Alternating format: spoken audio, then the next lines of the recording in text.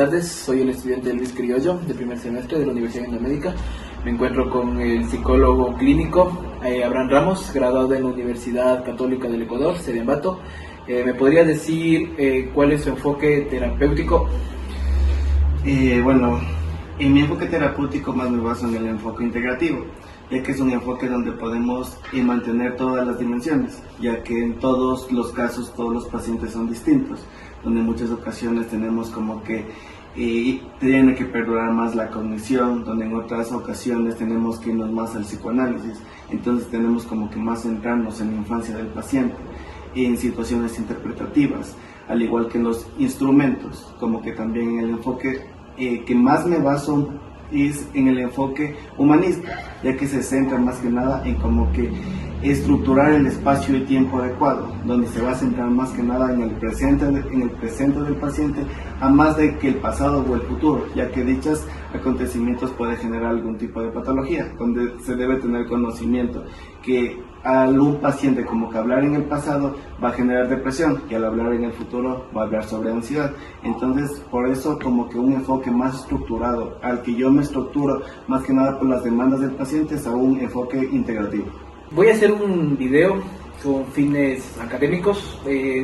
Desearía que usted me pueda darme su autorización. Sabemos que todos los datos que usted me va a dar tienen que ser anónimos y por eso yo pido muy amablemente si me puede dar su aceptación para poder grabar.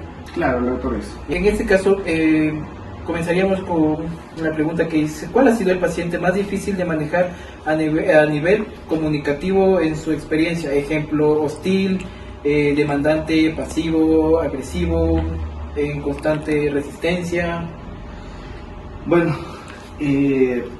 dentro del MSP, la mayor parte de pacientes se va a mostrar una hostilidad, ya que en el momento en el que son derivados a psicología clínica van a venir como que un tipo obligación. Entonces como que los pacientes donde se van a mostrar en un mayor tipo de hostilidad van a ser los adolescentes y las personas como que son de una comunidad, como se puede decir como que el campo o algún tipo de... ¿Por qué? Porque estos tipos de pacientes tienen un estigma muy alto. Entonces, ¿a qué se basamos este estigma? De que sus antepasados dicen de que no, de que el psicólogo solo es para locos, o no hay mejor psicólogo que la correa, y eso son lo que atormenta la mente de los pacientes. Entonces, hablándote un poquito más de un caso, llegó a consulta una paciente X que tenía una depresión grave con síntomas psicóticos. Pero aquí lo complicado en esta paciente era su nivel de hostilidad. Entonces ella no quería como que dar datos, ella era muy reservada, ella tenía como que un estigma muy marcado de que el marido y los hijos le decían de que no, de que si es que ella va al psicólogo va a ser porque está loca. Entonces esta paciente ya había pasado por un proceso psiquiátrico en Quito hace aproximadamente un año. Entonces ella no quería, evitaba mucho, tenía muchos sesgos del hecho de ir al psicólogo, porque decía de que no, de que ella ya no está loca, de que ella otra vez la familia lo va como que a considerar como una persona que no es anormal, como que está teniendo una complicación.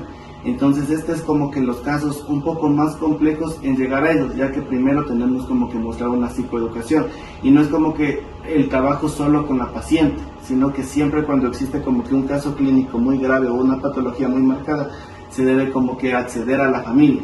Entonces, primero es generar una psicoeducación con la familia para borrar todos estos tipos de estereotipos y que le puedan ayudar al paciente. ¿Qué técnica o estrategia de asertivas comunicativas le funciona como para contener la situación o reconducir la sesión?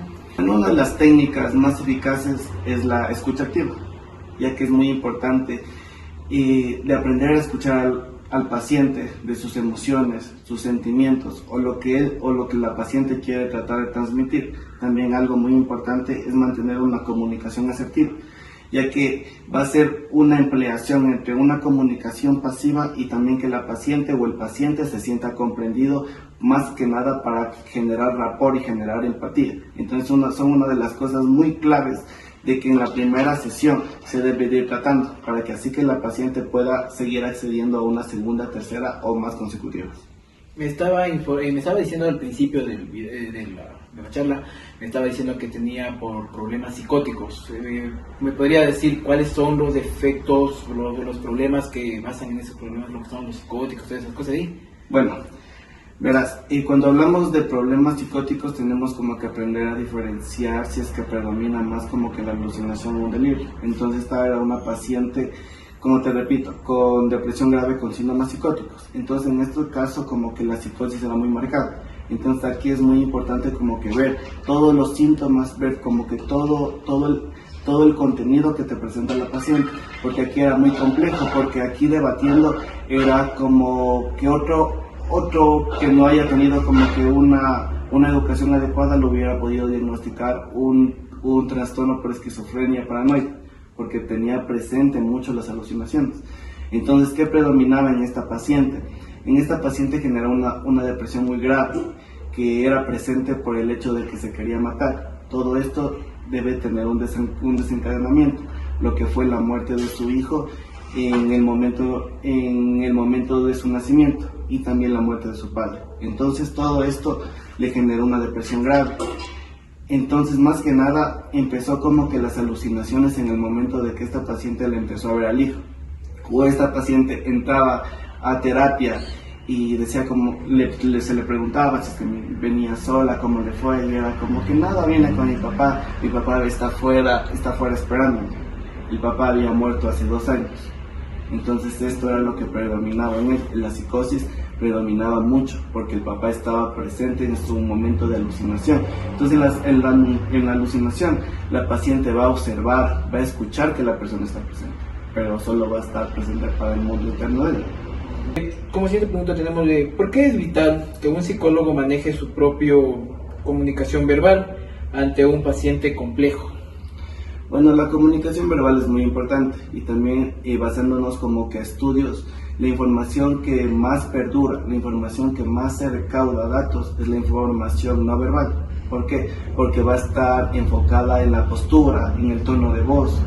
Entonces la postura, el tono de voz, incluso el tono de las manos, como ves, estábamos los dos así, es lo que te permite generar un rapport en el paciente, donde el paciente te tenga a ti confianza, pueda desenvolverse.